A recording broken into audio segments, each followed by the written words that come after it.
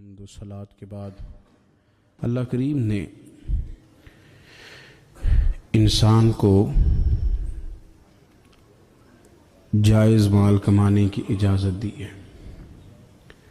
اس کے پاس پیسے ہوں تو اچھا کپڑا پہننے کی اسے دین اجازت دیتا ہے۔ رزق اس کے پاس حلال ہو تو وہ اچھے کھانے کھائے، منع نہیں ہے۔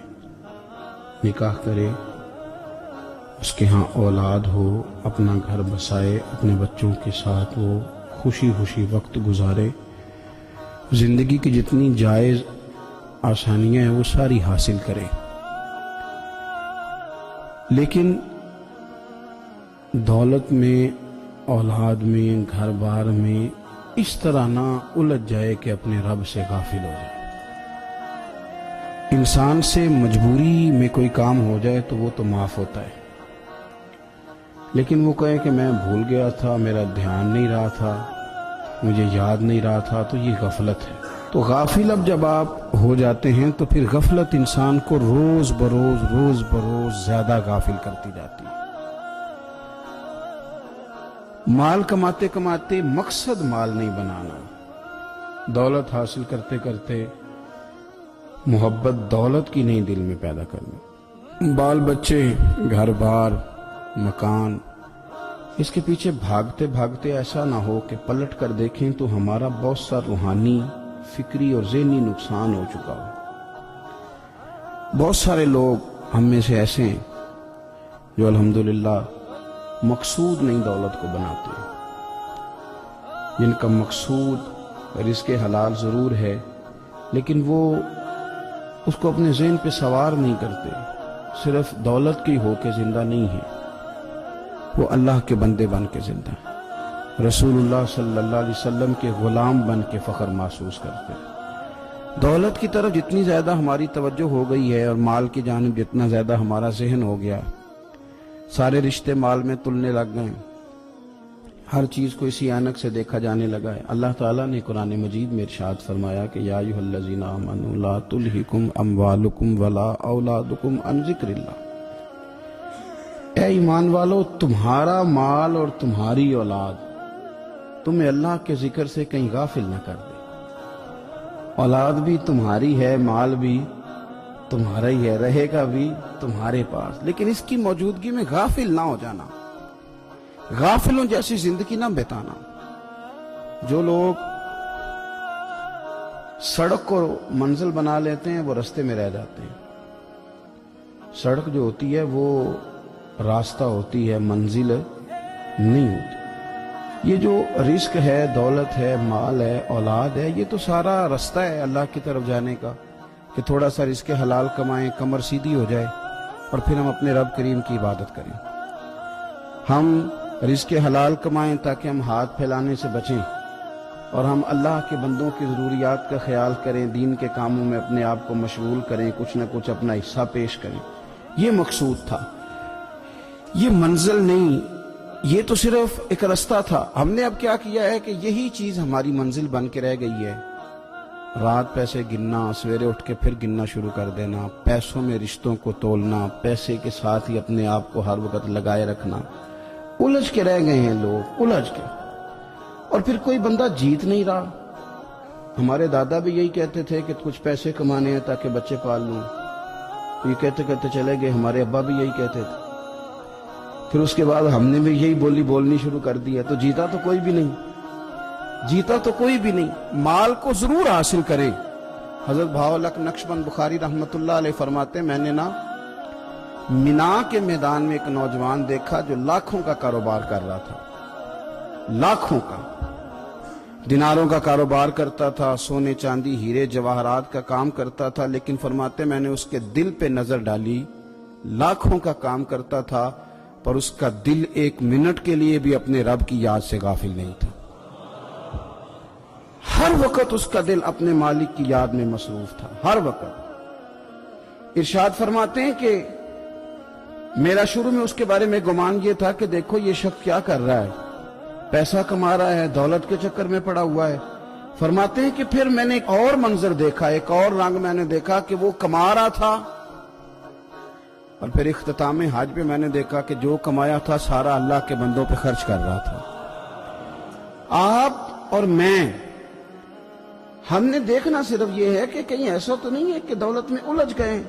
بہت سارے لوگوں نے یہ کہا تھا، ہم سنتے تھے جب کوئی آدمی جانے لگتا تھا نا پردیش پیسہ کمانے کے لیے، تو وہ کہا کرتا تھا کہ میں ملک سے باہر جا رہا ہوں، 2 4 5 سال لگا کے آؤں گا، واپس آ کے پھر یہاں میں نے کوئی کام کرنا ہے، تھوڑے سے پیسے کماؤں تاکہ یہاں نہ پھر میرا سلسلہ کوئی بن جائے.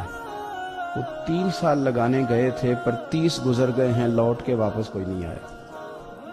وہ 4 سال کا کہہ کے گئے تھے پر سال 40 ہو گئے، لوٹے نہیں. کیوں نہیں لوٹے؟ اس لیے کہ پہلے مفاد چھوٹا تھا، خیال یہ تھا کہ تھوڑے سے پیسے آ جائیں گے، بچوں کا خرچہ چلنے لگ جائے، فیسیں پوری ہونے لگ جائیں اور مجھے کسی سے مانگنا نہ پڑے تو بس پھر میں کامیاب ہوں. یہ طے کیا تھا. اس کے فوراً بعد پھر جب باہر گئے تو خیال آیا کہ نہیں، صرف پنکھے کا نہیں اے سی کا بل بھی دینا پڑے گا. پھر تھوڑا اور آگے بڑھے تو خیال آیا کہ چھوٹی گاڑی پہ گزارا نہیں ہوتا، بڑی گاڑی نہ لے لیں. پھر خیال آیا کہ بڑی گاڑی لی ہے تو یہ تو اندر کھڑی نہیں ہوتی، سامنے والا پلاٹ مل جائے تو ذرا گراج اچھا بن جائے گا. پھر الجھتے الجھتے الجھ گئے دوستو. پھر نہ مالک حقیقی کی جانب وہ نظر جو ہماری ہونی چاہیے تھی نہ رہی. ذوق سے نماز پڑھتے تھے، پھر ہماری نمازیں مختصر ہو گئیں. ہم سویرے اٹھ کے ذوق سے قرآن پاک پڑھتے تھے، پھر وہ وقت بھی ہمارا دفتر کی تیاری میں لگ گیا. رات درود شریف پڑھتے تھے، لیکن وہ بھی سارا ہمارا حساب کتاب میں وقت گزر گیا. ہم نے یہ سمجھا ہی نہیں کہ دولت کارخانہ نہیں دیتا، دولت سیٹھ صاحب نہیں دیتے، دولت آپ کو آپ کی فیکٹری نہیں دیتی، دینے والے تو رب کریم کی ذات ہے. تو جہاں سے آنا تھا وہاں توجہ دینی چاہیے تھی کہ جہاں صرف ایک سبب تھا، ذریعہ تھا. حضرت اویس کرنی رضی اللہ تعالیٰ عنہ، ہمارے صوفیاء میں ایک لفظ بولا جاتا ہے فقر بوزر، یعنی کچھ لوگ ایسے ہیں جو سیدنا ابو ذر غفاری رضی اللہ تعالیٰ عنہ کے طریقے پہ چلتے ہیں. ایک لفظ بولا جاتا ہے فقر بوزر. کچھ لوگ فقر بوزر کے قائل تھے، اسی مزاج کے قائل تھے حضرت سیدنا اویس کرنی رضی اللہ تعالیٰ. ان کے ذہن میں ایک بات بیٹھ گئی تھی کہ یار دینے والا اللہ ہے، دینے والا، عزت بھی اللہ دے گا، رزق بھی اللہ دے گا. بلکہ امام غزالی رحمت اللہ علیہ نے تو حدیث لکھی ہے. آپ فرماتے ہیں کہ نبی پاک صلی اللہ علیہ وسلم نے فرمایا جس نے بندوں سے عزت تلاش کی رب اسے رسوا کر دے گا. جو سیاست کر کے عزت حاصل کرنا چاہتا ہے، جو اس طرح کا ماحول بناتا ہے کہ میں کوئی ایسے کام کروں کہ لوگ میری واہ واہ کریں، لوگوں سے عزت کا حصول کرنے والے کو رسوا کر دیا جاتا ہے. عزت در اصل وہی ہے جو رب کریم عطا فرماتا ہے. میرے عزیز دوستو، آپ اپنی توجہ، دل کی توجہ، روح کی توجہ اپنے مالک کی جانب جب کر لیتے ہیں، غفلت کا پھندا اتار دیتے ہیں اور ہر وقت غلبہ رکھنا پیسوں کا، ہر وقت اسی میں سوچنا، اسی میں محو ہو جانا، پھر آپ کا ذہنی نقصان ہوتا ہے. پھر آپ کی روح جو ہوتی ہے وہ بے چین رہنے لگتی ہے. پھر ایسے بھی غریب دیکھے جن کے پاس پیسے ہیں، پیسوں کے علاوہ کوئی شے بھی نہیں. پھر ایسے بھی تنگ دست دیکھے کہ جن کے پاس جائیدادیں بڑی ہیں پر ان کے پاس رات کو سکون سے سونے کے لیے وقت کوئی نہیں. عزیز بھائی، حضرت اویس کرنی رضی اللہ تعالیٰ عنہ کی ملاقات ہو گئی حضرت حرم بن حیان کے ساتھ. یہ بھی تابعی ہیں. تو حضرت حرم بن حیان رحمت اللہ علیہ کہتے ہیں یہ نا ہم تو خیر بڑی ساری باتیں سنتے ہیں تو نصیحت نہیں نہ حاصل کرتے، ویسے بھی یہ دور تقریریں کرنے، تقریریں سننے کا ہے. جو عمل کرنے والے لوگ تھے ان کا کیا طریقہ تھا کہ وہ 1-2 جملے کافی تھا. علم و بس کری او یار، او ایک کوئی حرف تینوں درکار. جملہ ایک بھی تیرے لیے کافی ہے، لیکن شرط یہ ہے کہ تو عمل کا ارادہ رکھتا ہو، تیرا خیال ہو کہ عمل کرنا ہے. وہ لوگ نا مختصر سی باتیں کرتے، مختصر سی نصیحتیں کرتے، لیکن وہ عکس جلدی کرتے، اس میں سے اپنے لیے خیر جلدی تلاش کرتے. حضرت حرم بن حیان کی ملاقات ہوئی حضرت اویس کرنی رضی اللہ تعالیٰ عنہ کے ساتھ. تو حضرت حرم بن حیان کہتے ہیں میں نے عرض کی حضور میں کسی ملک میں جا کے رہنا چاہتا ہوں، کہیں سکونت اختیار کرنا چاہتا ہوں، یہاں سے ہجرت کرنا چاہتا ہوں، تو مجھے کوئی آپ مشورہ دے میں کہاں جاؤں. تو فرماتے ہیں کہ میں نے جب یہ سوال کیا تو حضرت اویس کرنی نے مجھے اشارہ دیا، فرمانے لگے ملک شام چلا جا. کہتے میں نے اگلا سوال کیا حضور وہاں جا کے کاروبار کیا کروں گا، رہوں گا کیسے، کھاؤں گا کہاں سے؟ تو فرماتے ہیں حضرت ویسے کرنی نے رومال اٹھایا، کندھے پہ رکھا اور چلنے لگے۔ میں نے کہا حضور آپ نے سوال کا جواب ہی نہیں دیا۔ تو فرمانے لگے جس دل کو ابھی تک یہی یقین نہیں آیا کہ روزی کون دیتا ہے، اسے میں نصیحت کیا کروں؟ میں تجھے نصیحت کروں جسے آج تک یہی نہیں پتا کہ روزی کون دیتا ہے؟ تو ابھی تک اپنے دل کو پکا ہی نہیں کر پایا کہ روزی رب دیتا ہے؟ او خدا کے بندے کیا نصیحت کروں تجھے؟ تو ابھی تک یہاں اڑا ہوا ہے۔ تیرا جو توکل ہے وہ مضبوط ہونا چاہیے، تیرا بھروسہ اپنے رب کی ذات۔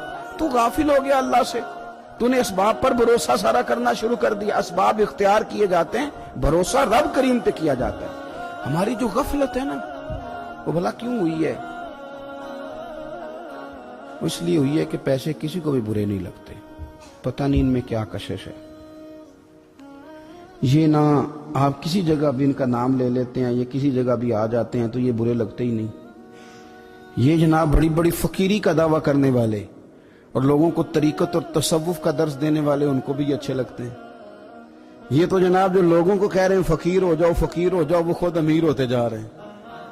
یہ پتہ نہیں ان میں کیا ایسا خاص۔ ہمارے ایک استاد تھے تو مزاج میں بڑی ظرافت تھی، حالانکہ بڑے اللہ والے بندے تھے، تو بات بڑی وہ دل لگی کی کیا کرتے تھے۔ تو ایک دن ہم نے پوچھا استاد جی خوشبو کون سی اچھی لگتی ہے؟ کہنے لگے بیٹا جو پیسوں میں سے آتی ہے وہ مجھے بڑی اچھی لگتی ہے، اس لیے کہ ملتے کم ہیں۔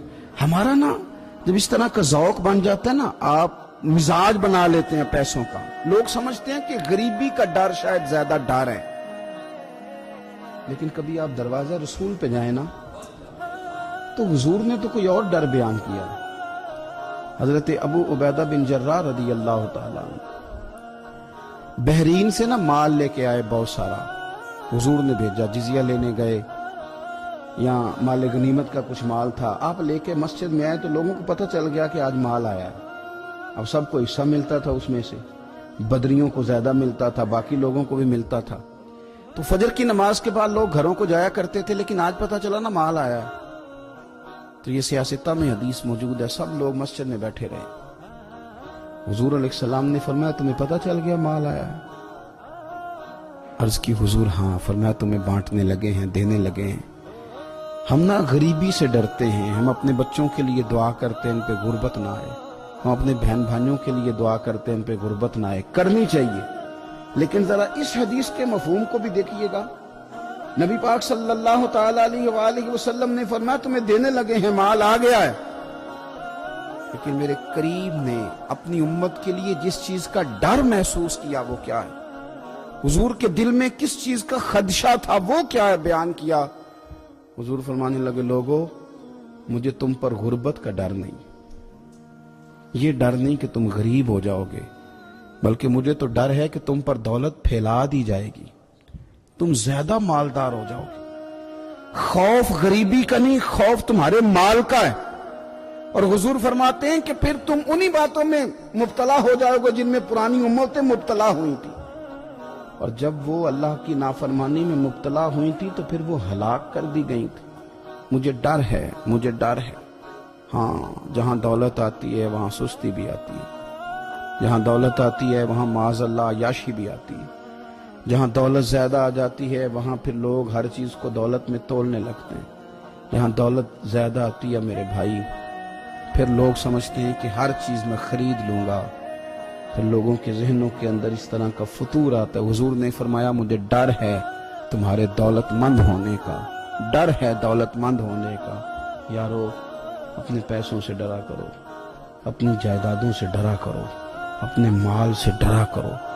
وہ ہم نے جو بڑے بڑے محلات تعمیر کرنے شروع کیے ان سے ڈرا کرو، اس لیے کہ حضور نے فرمایا مجھے ڈر ہے۔ حضرت ابو بکر صدیق رضی اللہ تعالیٰ عنہ تشریف فرما تھے۔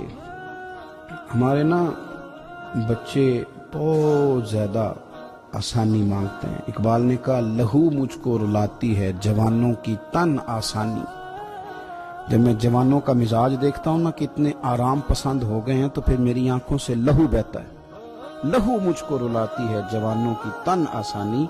ان کا وجود اتنا آسانی کا ماحول لینا چاہتا ہے، ذرا سی بھی کوئی تکلیف آپ دیکھ لیں، لائٹ بند ہو جائے تو مصیبت کھڑی ہو جاتی ہے۔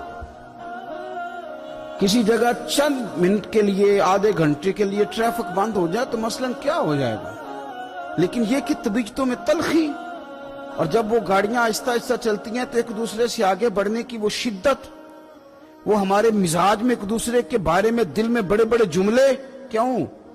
اس لیے کہ ہماری طبیعت آسانی پسند ہے، ذرا سی بھی کوئی رکاوٹ ہم نہیں برداشت کرتے، تھوڑی دیر کے لیے ٹھہرنا پڑ جائے ہمارے لیے بڑا مشکل کام ہے۔ آپ ہمیں ہماری مرضی کے خلاف کوئی بات کر دیں تو ہمیں بگڑا ہوا سمجھیں، ہماری طبیعت میں وہ آسانی ہے۔ یہ آسانیاں انسان کو پھر بڑے بڑے کام نہیں کرنے دیتی، پھر انسان کمزور پڑ جاتا ہے، پھر وہ کوئی کسی انقلابی تحریک کا کبھی حصہ نہیں بن سکتا۔ اگر وہ بڑی صلاحیت بھی رکھتا ہو تو وہ زندگی میں کوئی کارنامہ سر انجام نہیں دے پاتا، کیونکہ طبیعت میں آسانی آ گئی، اس کا مزاج ہی نہیں۔ جس بندے کو گرمی زیادہ لگتی ہے وہ کیسے آگے بڑھے گا؟ یہ سیٹھوں کے بیٹے، مالداروں کے بیٹے، پیروں کے بیٹے، بڑے بڑے جناب مشائخ کے صاحبزادگان، الا ماشاءاللہ، آگے نہ بڑھنے کی وجہ کیا ہے؟ صرف یہ ہے کہ طبیعت کا تقاضا یہ ہے کہ ایک آدمی نے رومال پکڑا ہے، دوسرے نے جوتا پکڑا ہے، تیسرا گاڑی کھول رہا ہے۔ جب آپ اس قدر زیادہ ان کو آسانیوں میں مبتلا کر دیتے ہیں، پھر ان کے لیے جہاد کرنا، میدان میں نکلنا ممکن نہیں رہتا، وہ عادی نہیں ہوتے۔ امام حسن اور امام حسین رضی اللہ تعالی عنہما نے جہاد اس لیے کر لیا تھا، بچپن میں ہی 7-8 سال کی عمر تھی تو ماں 3 دن روزے رکھوایا کرتی تھی، وہ 3 دن روزے رکھتے تھے، اور افطار کا وقت آتا تھا تو جو کچھ پکا ہوتا تھا وہ بھی اٹھا کے غریب اور مسکین کو دے دیا کرتے تھے، تو انہیں تو عادت تھی بچپن سے ہی۔ پھر اس لیے ایسا نہیں ہوتا کہ وہ کھانا نہیں پکا تو بچے نے موبائل توڑ دیا ہے، اس کی مرضی کا آج گھر کے اندر جو ہے وہ کھانے کا سامان موجود نہیں تھا تو اس نے ٹی وی توڑ دیا، اس طرح پھر نہیں ہوتا، پھر وہ گھر کا نقصان نہیں کرتا۔ ہمارے مزاج میں جو بے پناہ آسانی ہے، مرضی کا کھانا ہے، مرضی کا پہننا ہے۔ اب ہمارے کپڑے پرانے نہیں ہوتے، اب ڈیزائن بدل جاتا ہے۔ اب وہ کہاں چوکوں میں وہ لوگ بیٹھے ہیں جو جوتیاں گانٹھا کرتے تھے، اب کہاں وہ وقت گیا کہ جب توڑے میں ڈال کے سارے گھر کے جوتے لے جائے جاتے تھے اور ان کو گانٹھا جاتا تھا۔ شادی کا موقع اور خاندان کی شادی کا موقع، لیکن گھر کے سب لوگ جوتا پالش کروا کے ڈالتے تھے، نیا نہیں خریدتے۔ اب تو جوتے پہننے کا موقع ہی نہیں آتا، اتنے جوتے پڑے ہوئے ہیں، کون سا چھوڑا جائے کون سا پہنا جائے۔ یہ تن آسانی ہے، یہ غفلت میں مبتلا کر دیتی ہے، یہ غفلت میں۔ میرے رسول کریم صلی اللہ تعالی علیہ وسلم رات کو آرام کرنے کے لیے تشریف لے گئے تو حضرت بلال حبشی رضی اللہ تعالیٰ عنہ فرماتے ہیں کہ کسی صحابی نے نا آج موٹا گدا لا کے دیا، کہا حضور کی پشت اتھر پر نا میں موٹے بان کی چارپائی کے نشان دیکھتا ہوں، تو یہ گدا آج میرے کریم کے نیچے بچھاؤ، یہ بستر آرام دے۔ حضرت بلال کہتا ہے میرا بھی بڑے دنوں سے خیال تھا، میں نے وہ ڈبل کر کے نا بچھا دیا، حضور نے آرام کیا، میرے دل کو بڑی تسلی ہوئی۔ صبح محبوب تشریف لائے، فرمایا رات میرا بستر کس نے بچھایا تھا؟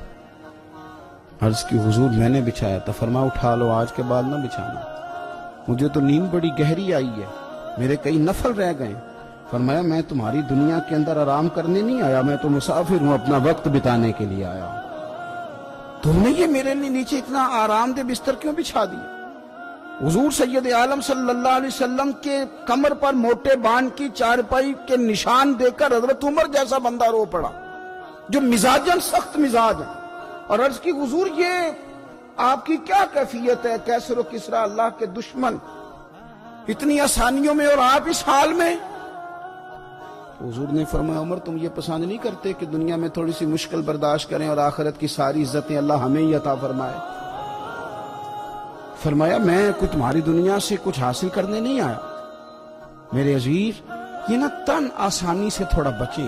غفلت کی بنیادی وجہ یہ ہے ہم نے اپنی مرضی کا کھانا ہے، اپنی مرضی کا، یعنی بہت ساری چیزیں ایسی ہیں جن کو ہم ناپسند کرتے ہیں، حالانکہ سیدہ عائشہ صدیقہ رضی اللہ تعالیٰ عنہ فرماتی ہیں کھانا پک جاتا تھا، کریم نے کبھی نہیں فرمایا مجھے ناپسند، کبھی طبیعت نہ چاہتی تو چھوڑ دیتے تھے، لیکن کبھی ہم نے عیب نکالتے نہیں دیکھا۔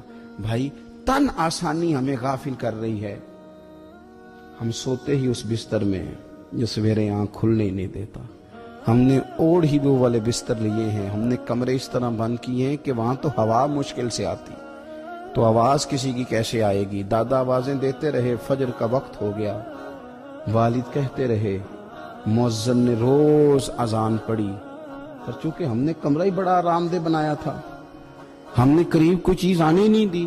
یہ تھوڑے دن پہلے ہمارے شہر کا واقعہ، ایک صاحب نے ضلع گجرانوالہ کے ایک گاؤں میں ایک صاحب نے کیا کیا ہے، انہوں نے کہا کہ جناب میں تمہیں روز منع کرتا ہوں کہ اذان پڑھا کرو، بعد میں نعت نہ پڑھا کرو، سونا ہوتا ہے، اذان ہو گئی ختم ہو گئی، تم ایک نعت بھی سناتے ہو۔ اسی بات پر اس شخص کو باہر بلایا اور گولی مار دی، بندہ مار دیا تو میری نیند میں خلل واقعہ کرتا ہے، تو وہ تو ابدی نیند سو گیا ہے، تو کیا آپ ساری عمر جاگتے رہیں گے؟ آپ کو بھی سونا ہے، آپ کو بھی جانا ہے، قبر میں پہنچنا ہے۔ یہ غافلوں والی جو زندگی ہے نا، یہ تباہ کر دیتی ہے، تباہ۔ اور بہت سارے لوگ ایسے ہیں پھر ان پر پکی مہریں لگ جاتی ہیں، پھر وہ جاگنا بھی چاہے تو آنکھ نہیں کھلتی، پھر اٹھنا بھی چاہیں تو بیداری نہیں ہوتی، اس لیے کہ سوتے کو جگانا آسان ہوتا ہے، جاگتے کو جگانا بڑا مشکل کام۔ حضرت ابو بکر صدیق رضی اللہ تعالیٰ عنہ امیر المومنین ہیں۔ آپ نے کبھی آسانیاں دیکھی ہیں گورنر کے گھر میں، وزیر اعلیٰ کے گھر میں، وزیروں کے گھروں میں کیا نظام ہے، کیا جناب دنیا ہی الگ ہے۔ کبھی سیٹھوں نوابوں کے ہاں آپ دیکھیں کس طرح کا جناب ان کا رہن سہن ہے، بالکل دنیا ہی اور ہے۔ حضرت ابو بکر صدیق امیر المومنین ہے، پیاس لگی تو پانی مانگا،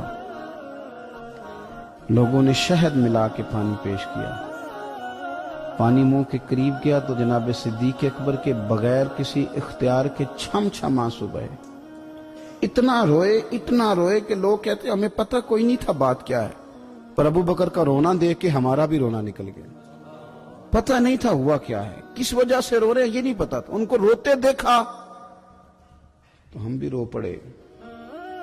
دیر تک وہ آہیں لیتے رہے، سسکیاں بھرتے رہے، آنسو بہاتے رہے، تڑپتے رہے، لوٹ پوٹ ہوتے رہے، عجیب کیفیت ہم نے دیکھی۔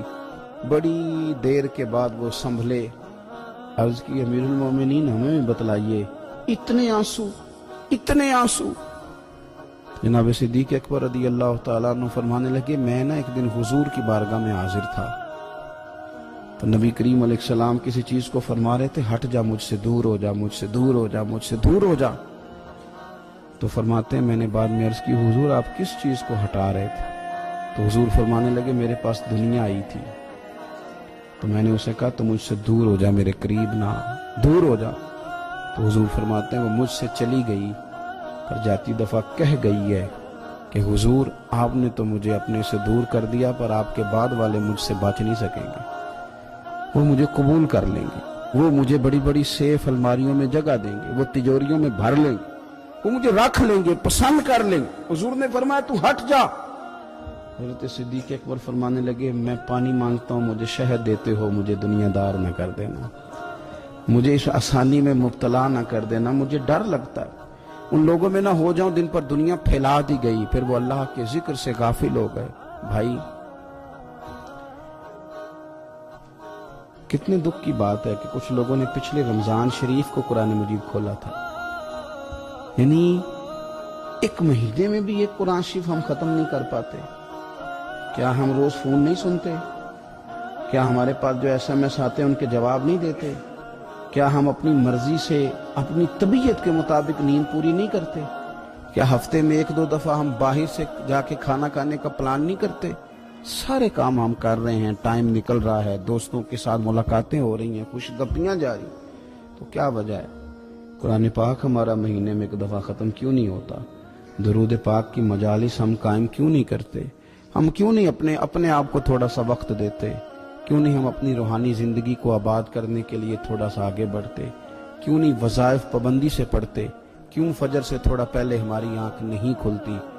غافلوں والی زندگی نہ گزارے، ورنہ یاد رکھیں ہماری آنکھ اس وقت کھلتی ہے جب آنکھ بند ہونے کا وقت آ جاتا ہے، اس وقت آنکھ کھولیں گے تو اس کا فائدہ کوئی نہیں ہوگا۔ اب وقت ہے، اب وقت ہے، اپنے آپ کو ذہنی طور پر تیار کریں، اپنے دل سے روز کلام کریں، جس طرح اپنے پیسوں کا روز حساب کرتے ہیں تو اپنے دینی معاملات کا بھی حساب کریں کہ کہاں کتنی چیزیں ایسی ہیں جو میں نے بلا وجہ چھوڑ دی۔